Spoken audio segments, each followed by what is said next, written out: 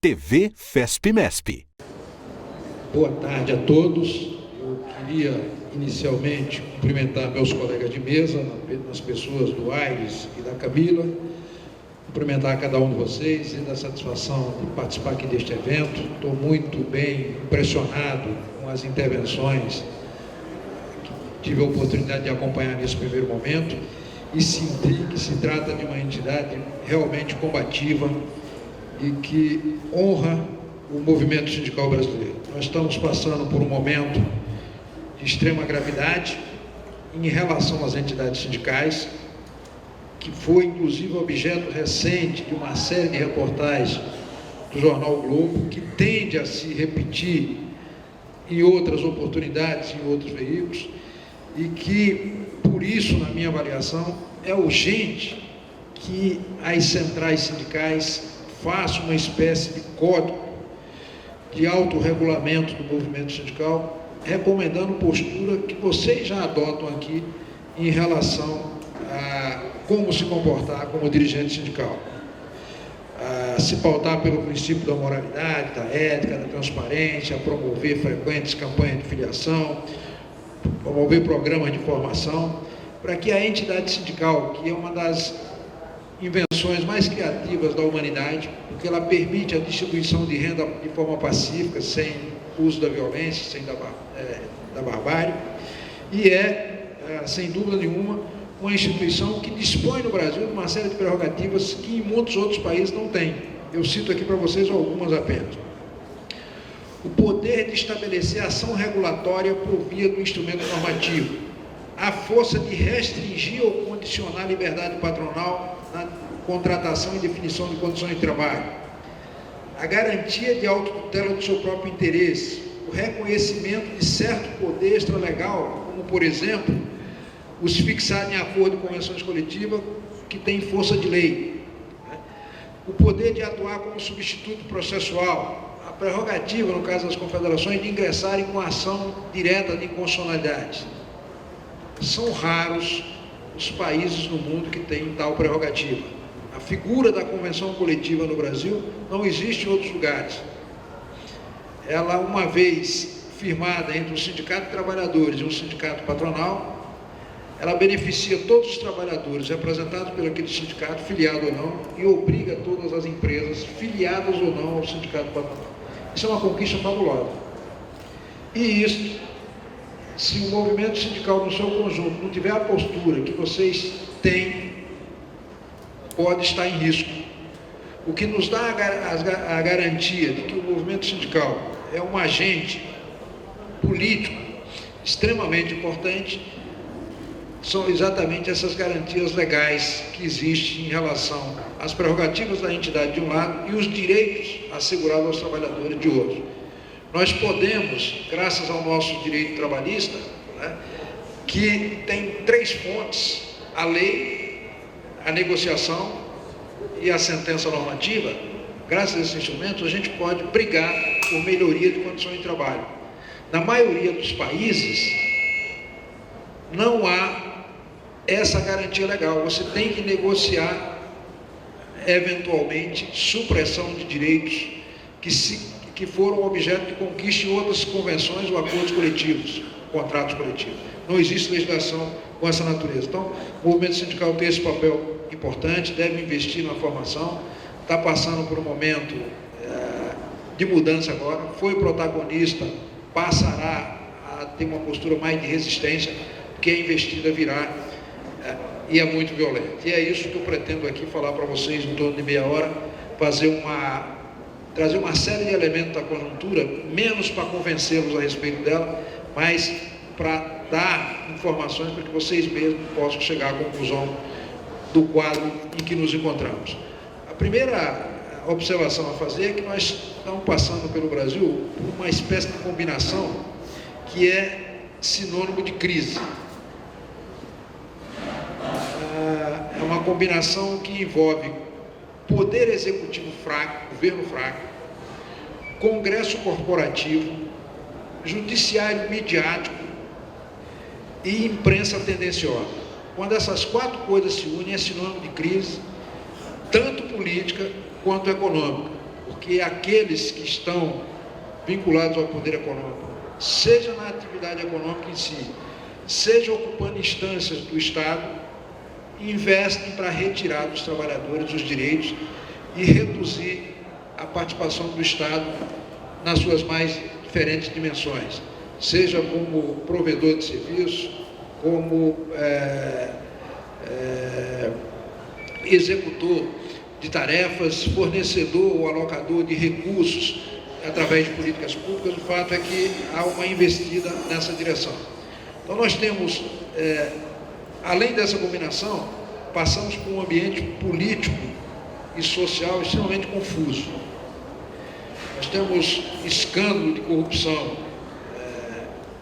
mancheteando os jornais, nós temos crise política e crise de relação entre os poderes, nós vamos detalhar cada uma desses problemas, um sentimento de frustração, um desempenho do governo frente àquilo que apresentou na campanha eleitoral, fez uma campanha muito à esquerda do espectro político, numa vertente nacionalista, e pelas circunstâncias tem sido levado a postura diferente dessa, medidas de ajuste fiscal de caráter recessivo, queda de popularidade da presidente, risco concreto de manifestações fortes nas ruas.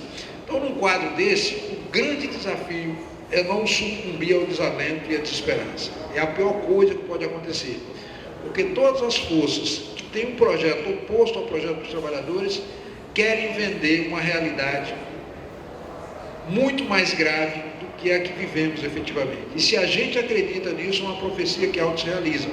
Ela vai realmente acontecer. Nós temos aí os desdobramentos dessa crise. Tem uma decisão a ser tomada pelo Tribunal de Contas a respeito das chamadas pedaladas fiscal, descumprimento pelo governo da Lei de Responsabilidade Fiscal. Todos os governos fazem pedaladas. Se você pegar o municipal, o estadual, ele sempre paga, por exemplo, o salário do mês de janeiro, de dezembro, com a arrecadação de janeiro. Isso é pedalada. Mas o fato é que o tribunal está discutindo isso, e isso pode ser pretexto para um eventual pedido de impeachment do atual governo. Tem o TSE que vai julgar denúncias, já aprovou as contas da presidente com ressalva, mas vai julgar eventuais denúncias a respeito de recursos de propina direcionada à campanha eleitoral. Tem o problema da crise política no Congresso, que tende a se agravar com a denúncia que o Procurador-Geral da República fará brevemente dos presidentes da Câmara e do Senado. Tem convocação marcada para 16 de agosto. Então, tudo isso vão compor um mosaico, e dependendo desse resultado, os desdobramentos podem ser, do ponto de vista do interesse do país, muito complicados, porque vai significar uma ampliação ainda maior desse quadro de recessão.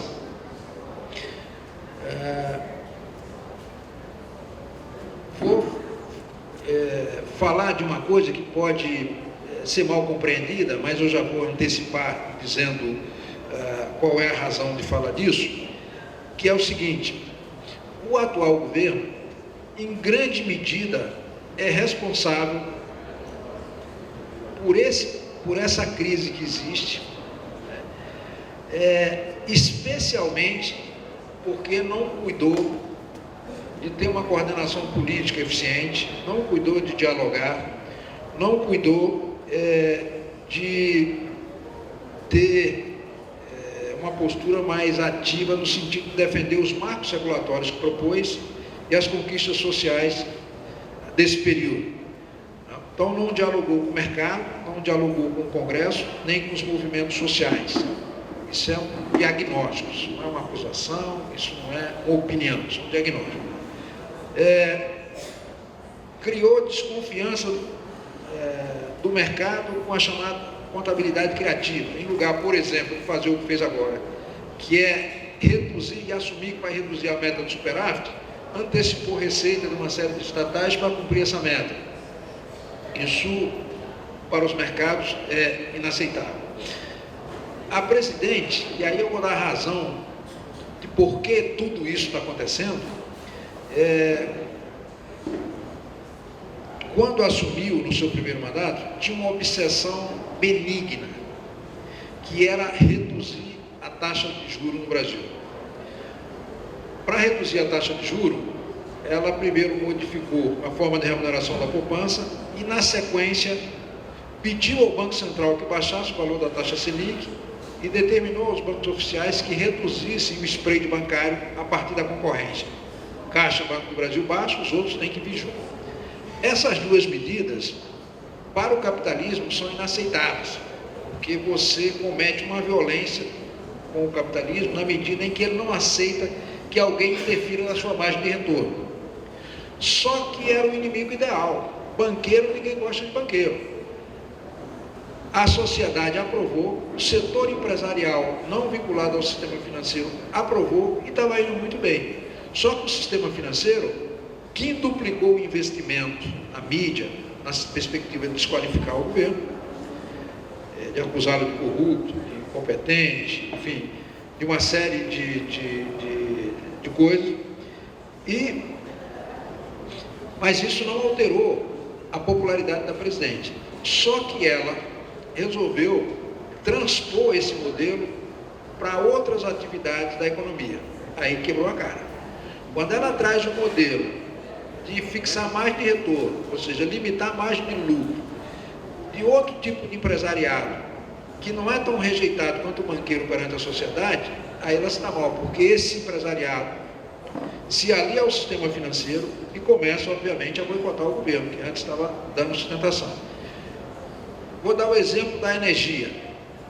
Na discussão do marco regulatório da energia, muitos empresários da área disseram para o presidente o seguinte: presidente, a senhora quer dar uma redução na taxa de energia, conta de luz, de 18%. Nós podemos fazer isso, sem problema nenhum. Agora, não ponha no marco regulatório margem de retorno, porque os nossos investidores, sejam eles nacionais ou não, eles costumam seguir códigos de governança corporativa das empresas que investem. E uma das regras dessas empresas é de que não investe em nenhum negócio cuja margem de retorno seja limitada, ou seja, você não possa ter lucro superior a determinado patamar. E originalmente, para a área de energia, estava sendo fixado um percentual de 3,5%, chegavam a 6%. Era a condição para aceitar. Os caras disseram: nós ganhamos na escala, ganhamos na produtividade, na universalização, garantimos isso e expandimos os investimentos. Mas não pode ter a regra, mas a presidente fez questão de ter, questão de honra para ela. Os caras disseram: bom, se essa é a condição para eu ter a concessão, essa concessão vale por 30 anos, e o governo da presidente será de no máximo 8, eu aceito. Isso ele não disse para ela, mas disse para quem quisesse ouvir. Mas durante os 8 anos do seu mandato, se você tiver 8 anos, eu não invisto um centavo e vou inviabilizar esse sistema, de tal modo que esse reajuste, que essa imposição, essa punição que a senhora nos fez, nós vamos lhe devolver em dobro. Foi o que efetivamente ocorreu. Não investiu um centavo e a energia teve que subir no patamar que fez. Mesma coisa aplicou a portos, aplicou a área de rodovias, etc. Estava aplicando, ia aplicar na área de mineração, aí caiu a ficha da presidente quando chegou na área de mineração. O Brasil, a Vale do Rio Doce, é uma transnacional grande, ela tem negócio em vários países. Ela tem uma mina de potássio na Argentina, ela fechou essa mina. Demitiu 5.000 pessoas diretamente e 15 mil indiretamente. A presidente de lá ligou para a Daqui e pediu que a Daqui intercedesse junto ao presidente da Vale, que é uma empresa brasileira, no sentido de que a empresa reconsiderasse aquela decisão de fechar a mina de potássio lá. E o presidente da Vale disse para a presidente do Brasil o seguinte: presidente, a regra de governança corporativa da nossa empresa diz que a Vale não fica um dia sequer em qualquer país, inclusive no Brasil, se 2 regras forem adotadas em relação à empresa. Uma é a chamada participação especial, uma ação que é criada, uma ação chamada Gold Share, ação de ouro, que permite que o governo possa interferir na gestão. E a segunda é a definição de taxa de retorno, ou seja, limitar o nosso lucro. Esses eram os 2 principais artigos do Código de Mineração que seria encaminhado ao Congresso. A presidente mandou tirar imediatamente esses 2 artigos do Código, mas já era tarde. Ela já era vista como intervencionista, vista como alguém contra o mercado, contra o lucro, contra a iniciativa privada, enfim, contra o capitalismo. E enquanto a presidente Dilma, ela pode botar Levi, ela pode botar quem ela quiser, Armínio Fraga, os caras não vão investir porque está consolidado na cabeça dela que ela quer penalizar, punir o capitalismo. Essa é a lógica dos caras. Não estou assumindo isso como uma opinião minha. Estou só dizendo que é a lógica dos caras. Então, a dificuldade que a presidente vem tendo, que a condição que estava o país, para a condição que está agora e o que se vislumbra, decorre em grande medida disso. E só para fazer aqui um rápido comentário dentro desse processo. Quais são as fontes de recursos de investimento? O investimento em qualquer lugar do mundo tem 2 origens. Privada é a origem estatal. A origem privada pode ser externa ou interna. A externa continua vindo. O Brasil continua sendo o 5º maior destino de investimento. Porque nós temos um mercado interno fabuloso, muito grande. E as empresas vêm e têm uma taxa de retorno, onde não há esse tipo de regulação, muito razoável. Quando há, simplesmente não investe, ou suspende o investimento que tem. E tem o investimento interno. O interno, privado, nós temos um empresarial que, por conta desse quadro, não está investindo. Tem 300 bilhões empossados, os empresários estão lá deixando no sistema financeiro, mas não vão para o setor produtivo. E o outro dinheiro que investe no setor privado é o de origem trabalhista, é o recurso do FAT e o recurso dos fundos de pensão. Os fundos de pensão, nesse momento, estão indo para o mercado financeiro, porque o juro subiu, a especulação vale mais a pena. E o FAT está na situação que está, portanto, não tem muita margem para canalizar recursos para investimento, e esse investimento é basicamente na área de habitação, saneamento, etc. Então, o FAT, o freio de mão puxado. O investimento estatal. Aí nós temos o estatal, o BNDES, que está com freio de mão puxado. A Petrobras sob investigação. Então, dizendo de outro modo, os 3 entes que respondem por algo como mais de 50% do investimento no Brasil, que são os fundos de pensão, o BNDES e a Petrobras, estão sob investigação do Congresso Nacional e, portanto, estão paralisados. Então, se os 3 maiores investidores do setor industrial estão sem investir na dimensão esperada, significa que a crise será muito maior. E se vier investimento de outra origem, que não tem como vir, quem teria condições no Brasil de fazer andar isso? Nós temos grandes empreiteiras que eram capazes, grandes construtoras que eram capazes de fazer isso. Estão na Lava Jato, mobilizados. Então, o quadro é muito preocupante, absolutamente preocupante. Do ponto de vista político, foi outro erro que o governo cometeu de um modo geral, na relação com os partidos.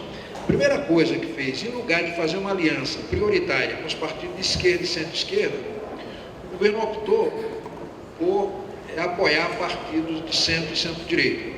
Leias PSD, a criação do PSD e do PROS.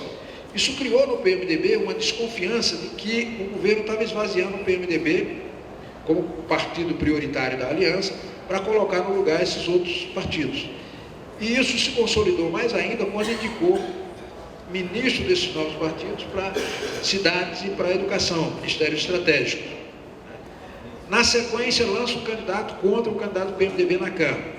Vem a Lava Jato, o presidente da Câmara e do Senado incluídos, são do PMDB, imaginam que foi o governo que induziu isso. E aí se cria um ambiente de relação complicada a ponto de o governo ter sido obrigado a trocar a coordenação política. Tirou alguém do PT e botou o Michel Temer do PMDB. Isso deu governabilidade, aprovou o ajuste graças a isso, mas do nosso ponto de vista dos trabalhadores, é preocupante. Porque quando você tem uma pessoa, perfil mais à esquerda, na coordenação política, ela inclui como coisa de responsabilidade do governo temas como direitos humanos, relações de trabalho. O Michel separa o que é de governo, o que é da sociedade dos partidos. E boa parte dessas coisas, se não forem de iniciativa do governo, for um projeto que o governo encaminhou, ele coloca na cota da sociedade dos partidos. E, portanto, o governo não se envolve no sentido de defender isso. Então, economia e na política, esses são os fundamentos dessas duas crises. Aí a pergunta que se põe: vai ter impeachment? A minha avaliação: não vai. Por que não vai? Não vai porque não partirá das instituições. Só se o quadro deteriorar de tal modo, botar 10 milhões de pessoas na rua, etc., aí pode ser que... E por que não vai? Não vai, em primeiro lugar, porque não interessa à oposição, especialmente ao PSDB. O impeachment da Dilma significa a ascensão do Michel. Quando a oposição contribui, ela sempre contribui para o impedimento de um presidente, é da natureza do processo, é uma obrigação ética desse partido se incorporar no governo de união nacional em apoio ao sucessor de quem foi destituído. E aí, se o PSDB faz isso, ele deixa de ser alternativa de poder, a alternativa passa a ser o PMDB, então não interessa ao PSDB. Alguém vai dizer: bom, mas o presidente do PSDB está fazendo campanha nas redes sociais pela manifestação. Uma coisa é uma coisa, outra coisa é outra coisa. Se essa manifestação for um fiasco, ele perde a liderança desse processo. Então tem que dar dimensão a essa manifestação para que fique em evidência. Ao PMDB interessa? Aparentemente interessa, né? Porque ele vai ser o titular do poder, mas na prática não interessa.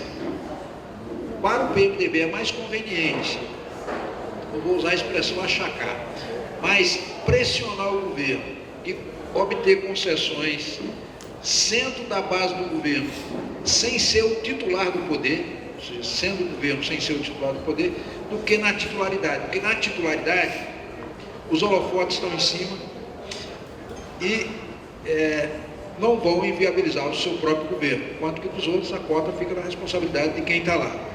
Não interessa à imprensa, que a imprensa está passando por um processo de esvaziamento comercial muito forte. Mas, contraditoriamente, curiosamente, ela se fortaleceu muito nos últimos tempos por duas razões. A primeira é que as redes sociais, em 70% do seu conteúdo, replicam o que sai na grande imprensa. Então, ela tem uma coisa que projeta. E a segunda é a responsabilidade nossa.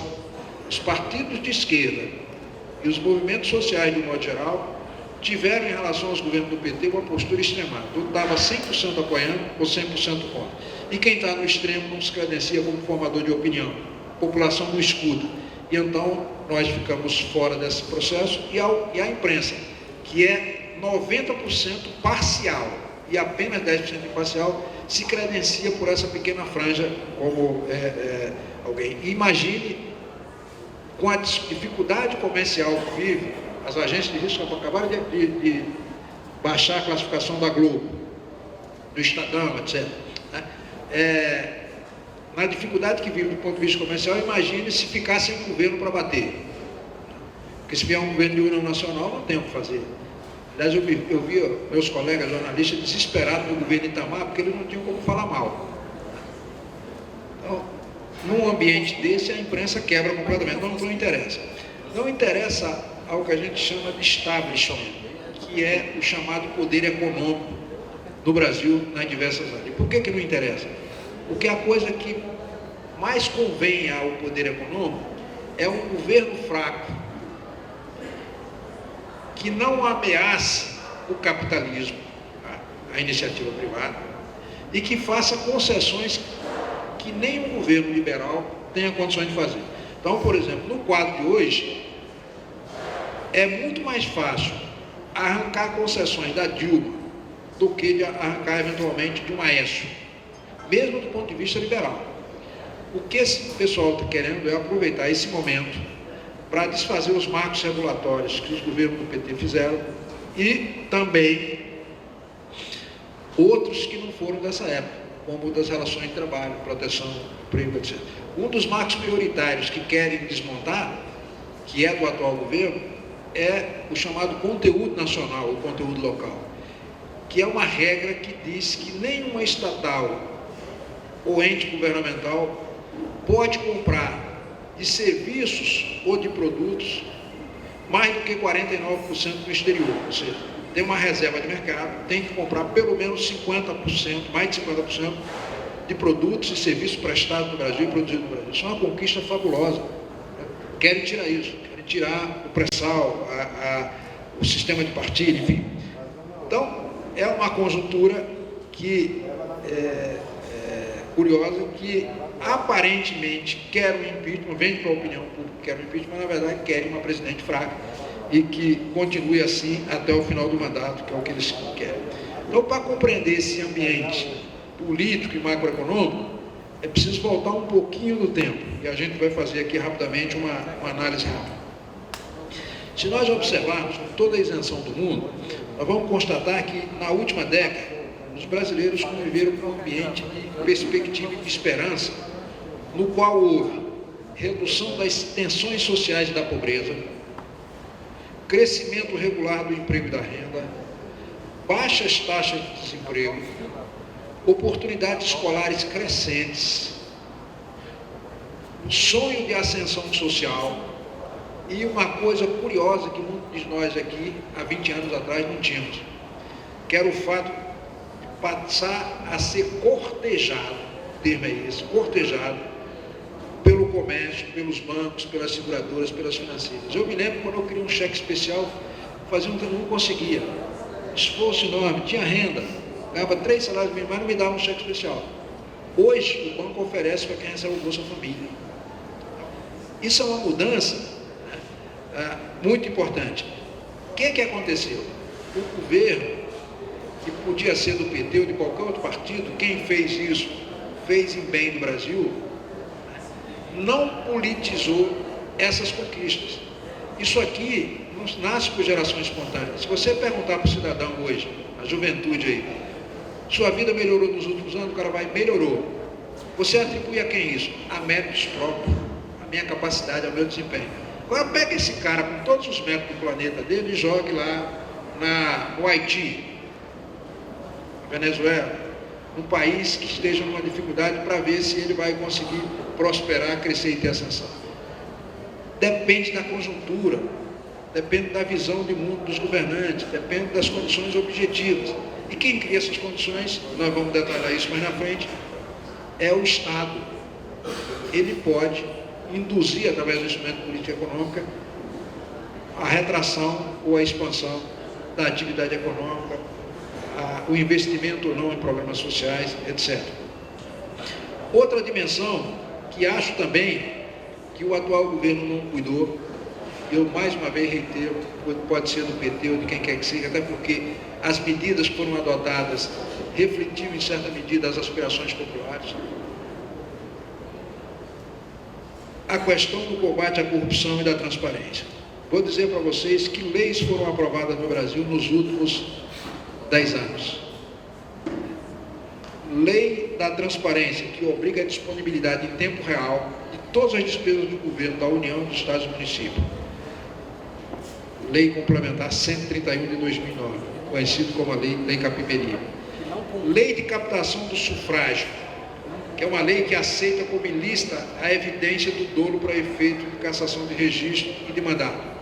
Quantos prefeitos, vereadores, deputados foram cassados com base nessa lei? Antes era classificado como crime, passou a ser como fraude.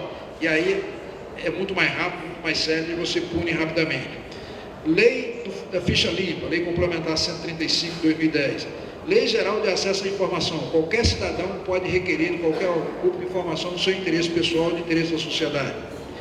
Lei de Combate à Lavagem de Dinheiro, Lei 12.683 de 2011. Lei de Conflito de Interesse, 12.813. Conflito de interesse é aquela lei que pune rigorosamente o servidor que se relacionar com o setor privado fazendo advocacia administrativa. Estabelece uma noventena. Se você teve acesso a informações privilegiadas, você fica 6 meses afastado quando sair do cargo, recebendo o salário para exatamente não cometer a advocacia administrativa. Lei de responsabilização da pessoa jurídica. É a primeira vez no Brasil que se pune corruptor. Só existe a lei para punir corrupto.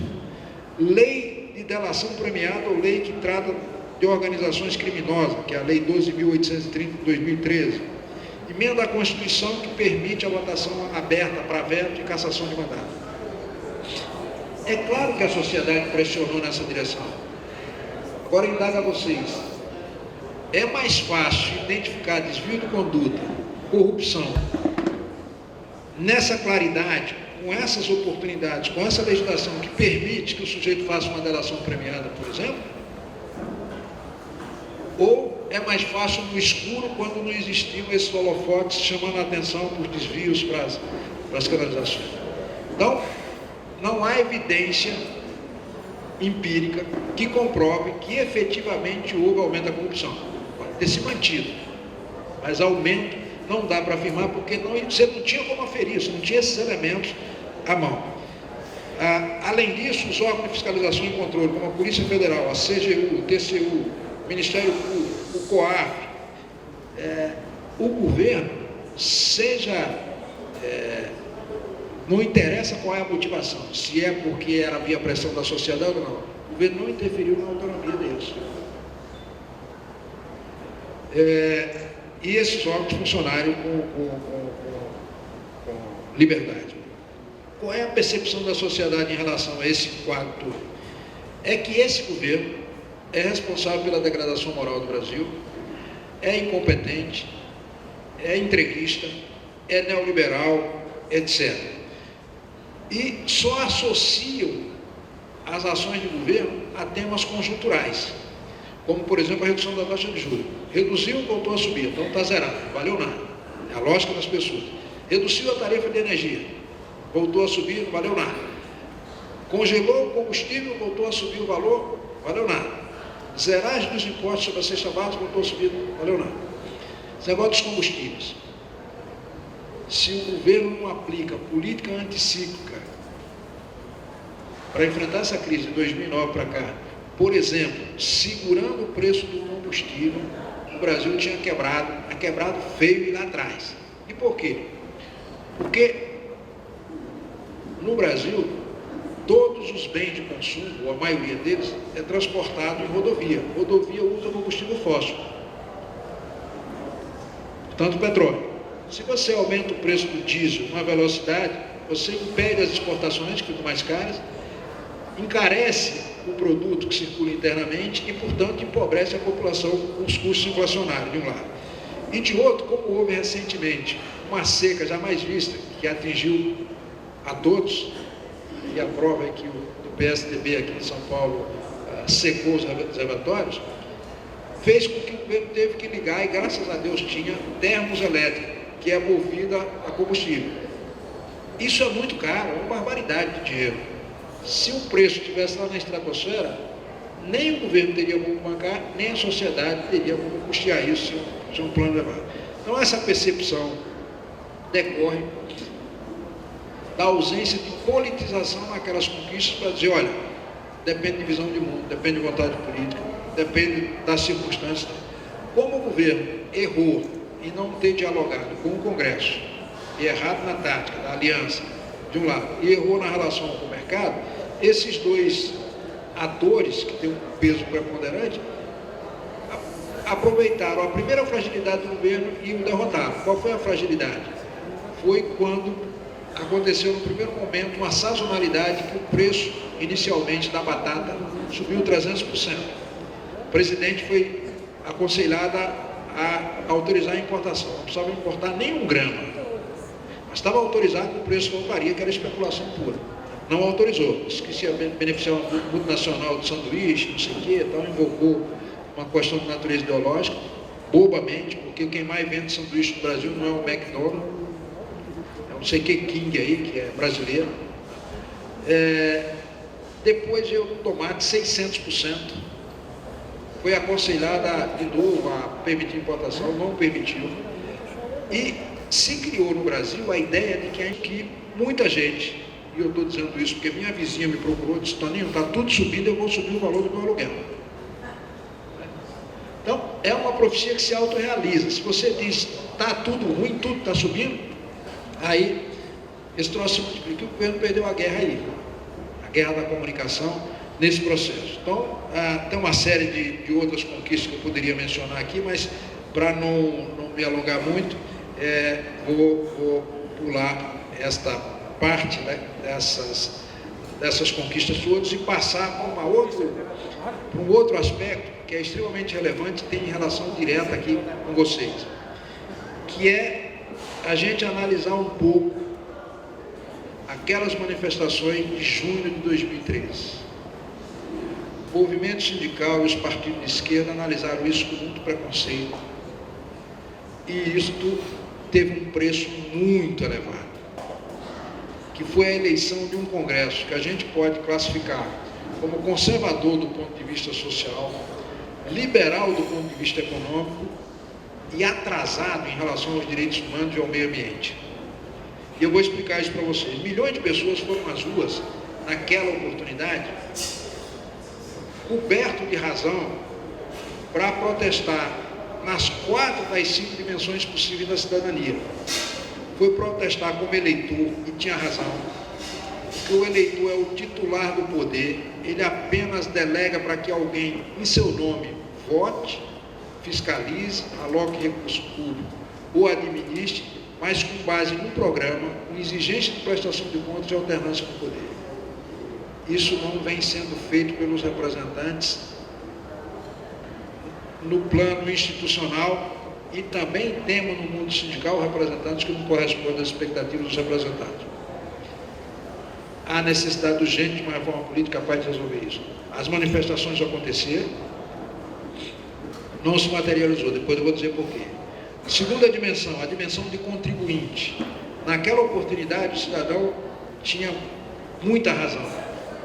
Por quê? Porque naquela época a gente via o Eike Batista nos jornais e a informação de que tinha recebido não sei quantos bilhões do BNDES para suas empresas. Via a construção de estádio que o trabalhador jamais frequentará gratuitamente. Via denúncia de corrupção, as pessoas diziam, bom, eu estou contribuindo, pagando para ter desvio, para aplicarem desse modo, para darem para empresário inescrupuloso.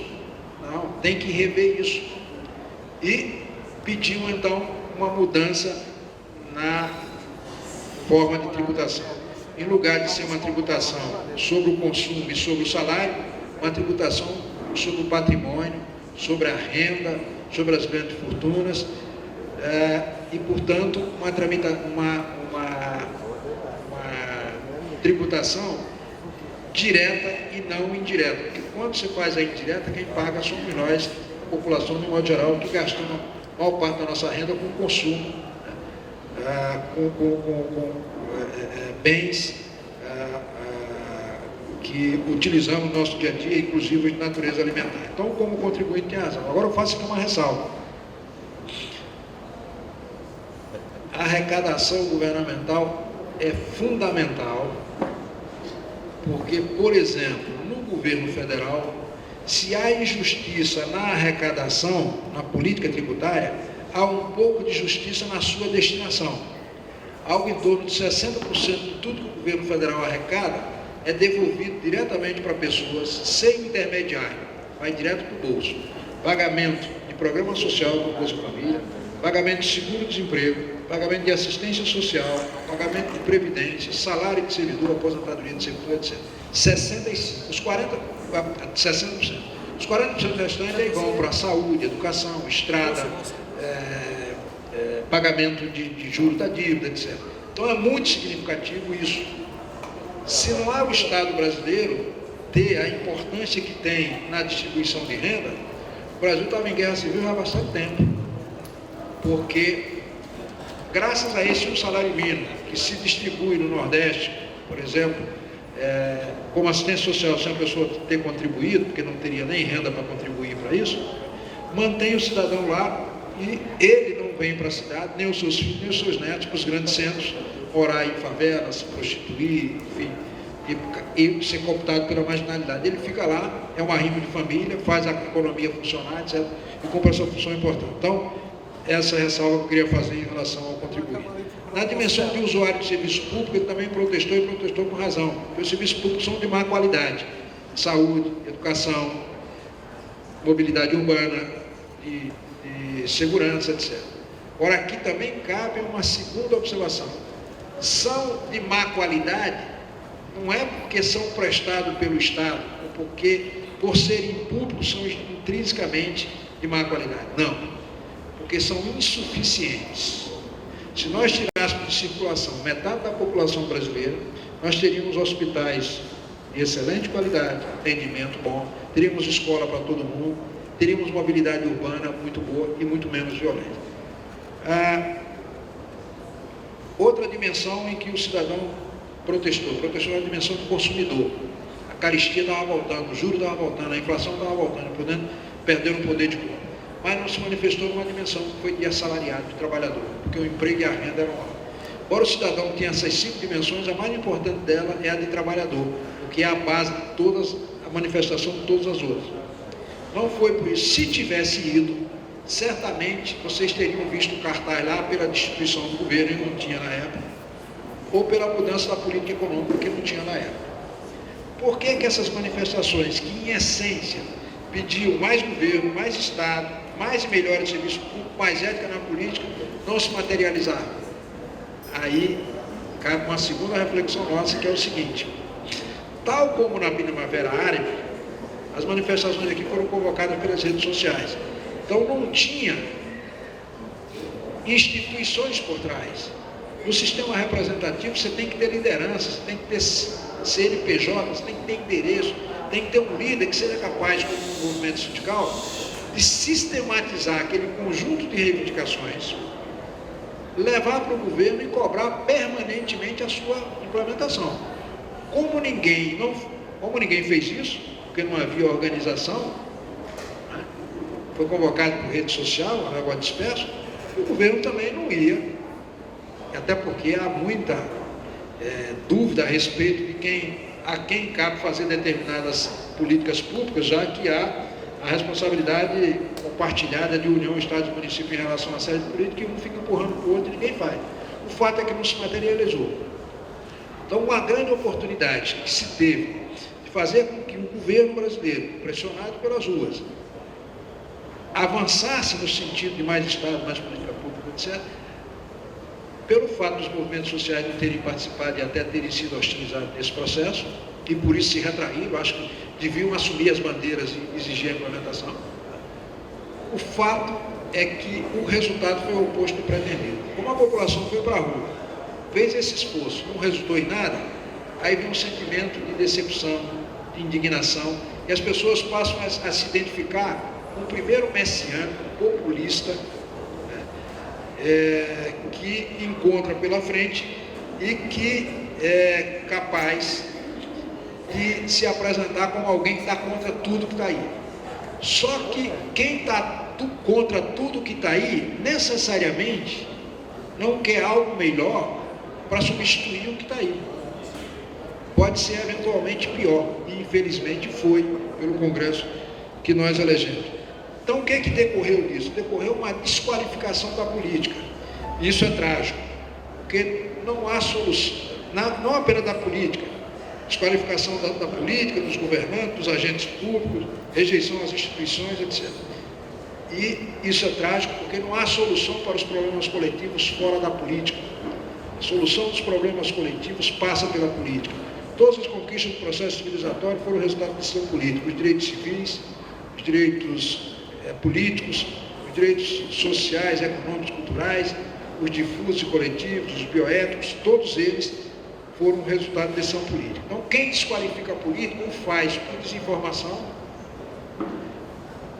e este é a principal vítima da sua ignorância, ou faz por má fé, que é afastar as pessoas bem intencionadas desse processo, para que outros interesses se apropriem do aparelho do Estado. E olha, enquanto não inventarem outra forma de organização de sociedade, nos próximos 200 anos não se inventará, o Estado continuará sendo essa organização. E o Estado tem 3 monopólios, que com eles define a vida das pessoas. É o monopólio de impor conduta e punir seu descumprimento, ou seja, é o poder coercitivo, capacidade de arregimentar exército, botar a polícia para fazer cumprir o que o Estado decidiu, e dependendo de quem esteja à frente desse aparelho, Estado. pode resolver massacrar pobre, trabalhadores, grevistas, ou utilizar para proteger essas pessoas. Depende da visão de quem esteja à frente. O segundo monopólio é o de legislar, fazer leis com políticas públicas de caráter regulatório, política pública de caráter distributivo, redistributivo, né?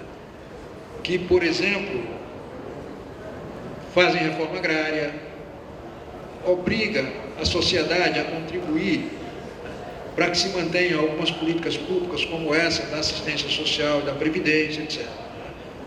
E o terceiro monopólio é o monopólio de tributar, ou seja, de arrecadar compulsoriamente pela sociedade. Dependendo do governante que esteja à frente disso, você faz. E quem é que elege o governante? No Brasil, e no resto do mundo não é diferente, pelo menos o titular de 2 dos 3 poderes são eleitos diretamente, os parlamentares e os titulares do executivo. Se os trabalhadores são maioria, por que não elegem os seus e dão sustentação a eles, tanto na Câmara, no Legislativo, quanto no próprio governo? Porque não são maioria. É maioria quem está unido. Você tem 17 milhões de pessoas divididas em grupo de 10 e tem 1 milhão reunido em grupo de 15, esse 1 milhão passa a ser maioria em relação a 17, 70 milhões que está distribuído de forma diferente. Ah, tá. Aí atrás não estava dando para ouvir? Então, esse é um quadro extremamente preocupante do ponto de vista mais geral, que a gente tem que fazer essa reflexão em relação à conjuntura. Nós estamos num momento agora que vai exigir das lideranças sindicais muita prudência, muita capacidade de fazer uma leitura limpa da realidade, de separar o joio do trigo. Vou dar um exemplo para vocês. Por mais que cada um de nós aqui não goste do PT, criminalizar o PT nesse instante é matar a esquerda brasileira, porque é o maior partido. Então, esse cuidado a gente tem que ter, porque você vai fortalecer o discurso único. Isso é importante. O PT está cometendo uma porção de erros que a gente pode apontar, mas tem que ter clareza de que quem está apontando esses erros não quer corrigi-los. Não quer corrigi-los. Assim como a cultura do escândalo, ele tem a grande vantagem de tornar visível, expor para a opinião pública os problemas, os defeitos da nação. Mas ela tem a grande vantagem para quem denuncia o escândalo, que é de fulanizar e, portanto, não resolver o problema que deu origem àquele escândalo. Você penaliza a pessoa, foca na pessoa, mas o ralo continua aberto. Ele pode se repetir. Então não tem essa preocupação, e essas manobras são absolutamente comuns. E aí o fato é que um governo que se elege com discurso de esquerda, pelas circunstâncias, é obrigado a colocar, para cuidar da sua política econômica, alguém indicado pelo mercado. Então a correlação de forças em relação aos trabalhadores é extremamente preocupante. Vou dizer para vocês, pela primeira vez no governo brasileiro, tem 4 representantes de setores da atividade econômica em postos estratégicos do governo, empoderados, e que estão lá para fazer uma espécie de transição para os neoliberais assumirem o poder, que eu vou dar nome a eles. O Joaquim Levy representa o sistema financeiro. Armando Monteiro representa o empresariado urbano e industrial e foi presidente da CNI, que elaborou aquela lista de 110 direitos para cortar. A Cátia Abreu, representante do agronegócio, ministra da Agricultura. O Afif Domingos é o representante das associações comerciais do comércio. Esses ministros dizem nas reuniões internas o seguinte: bom, a presidente me deu uma missão, que é resolver os problemas desse setor. Só que, para resolver os problemas do meu setor, tem coisas laterais aqui que estão interferindo que eu preciso resolver. Vou dar exemplo.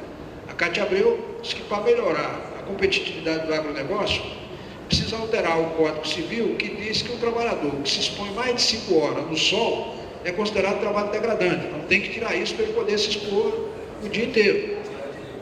O Afif, o Armando Monteiro, acha que essas normas rígidas de segurança e medicina do trabalho, fixadas naquelas NRs, são um entrave à competitividade, tem que separar, estão brigando por isso.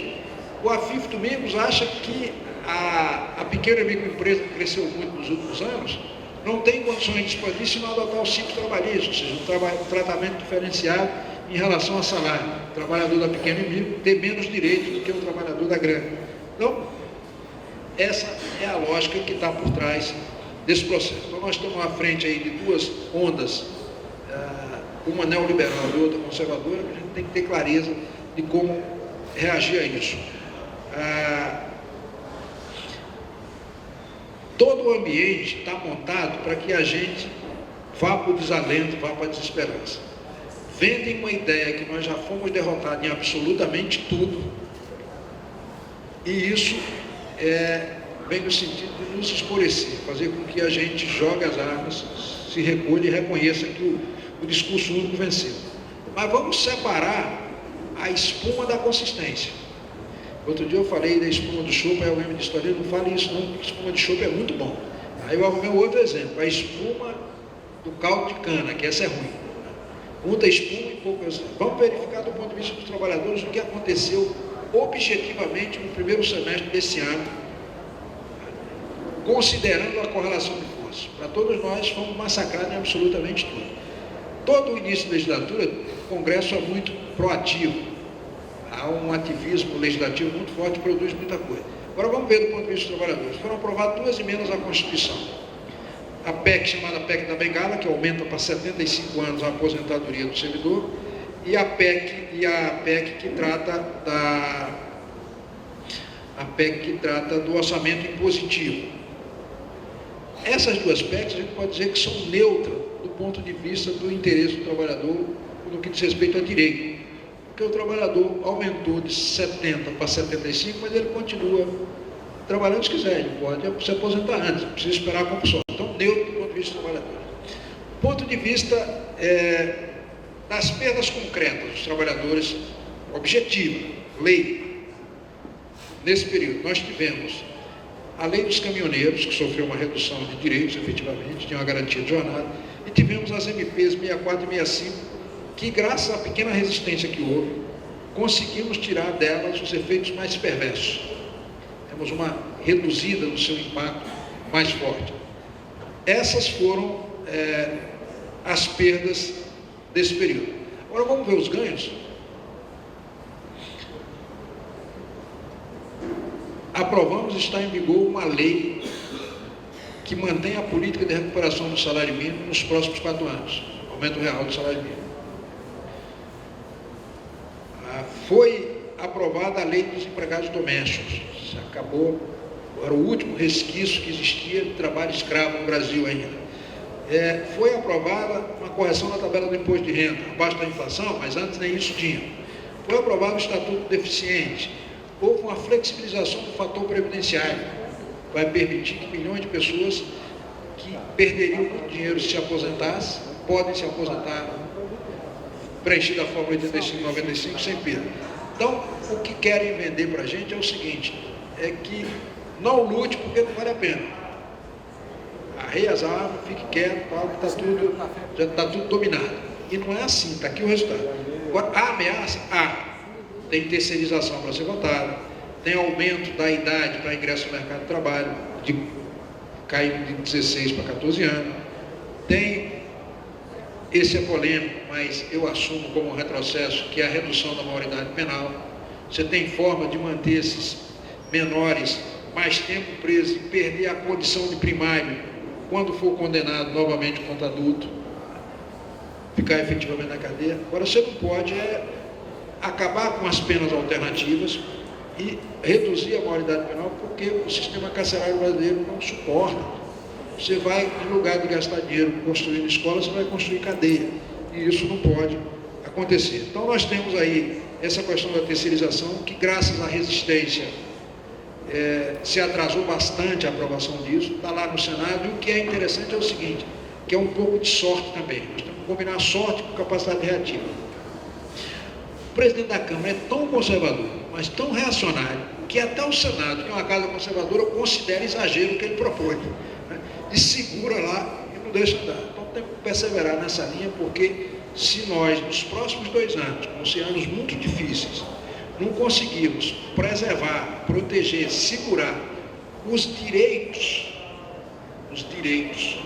legais que nos dão a condição de nos erguermos mais na frente, aí essas prerrogativas sindicais, né, os direitos trabalhistas, ainda que possam ocorrer coisas como esse, programa de proteção ao emprego, em que em setores muito específicos você possa fazer um acordo por 6 meses para não demitir o trabalhador e ele tem uma perda de 15% do seu salário, mas ele preserva o seu emprego.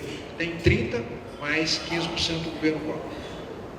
Ter essa inteligência, essa capacidade, mas não abrir mão do direito, porque se abrir, aí não se recupera mais, por melhor que seja o ambiente. E aí, para concluir, para descontrair um pouco, a gente sempre analisa o governo sob uma ótica de que o próximo é pior do que o anterior.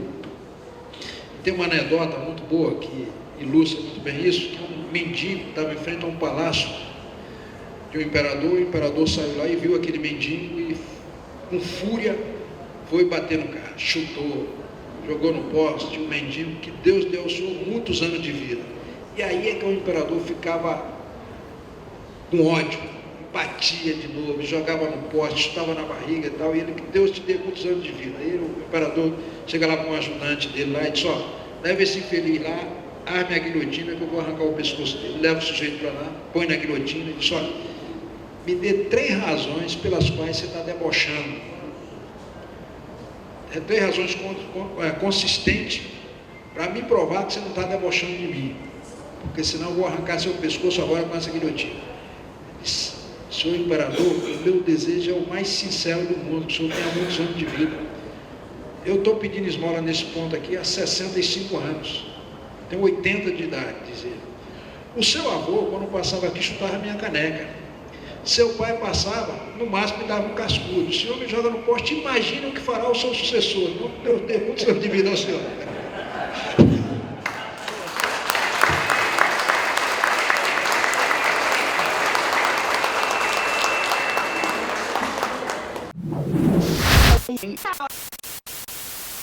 TV FESP-MESP